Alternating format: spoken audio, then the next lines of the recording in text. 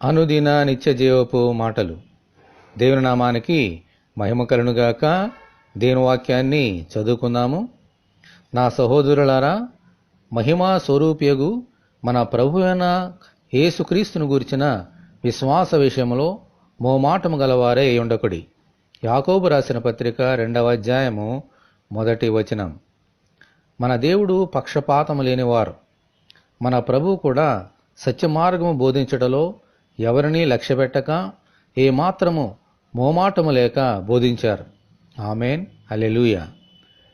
కృతజ్ఞత గలవారిని, కృతజ్ఞత లేని వారిని, విశ్వాసులను అవిశ్వాసులను సమానముగా ప్రేమించి అందరికీ వర్షమును దయచేసి అందరి మీద సూర్యుని ఉదయింపజేస్తున్నారు.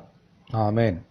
ఆయన బిడ్డలుగా మనము కూడా యేసునందలి విశ్వాస విషయంలో ధనవంతులని, పేదలని, పండితులని, పామరులని, మంచివారని, చెడ్డవారని ఏమాత్రము భేదము చూపకుండా అందరినీ సమానముగా ప్రేమించాలి.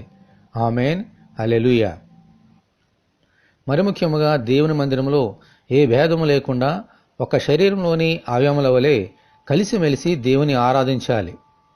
అప్పుడే దేవుడు పరిపూర్ణుడై ఉన్నట్లు మనము కూడా పరిపూర్ణులుగా ఉండగలం. దేవునికి స్తోత్రము కలుగునుగాక. ఆమెన్. అటువంటి కృప కొరకు మనమందరము దేవుని ప్రార్థన చేసుకుందాము. పాపులకు స్నేహితుడైన ప్రభువా, మీకు వందనములు.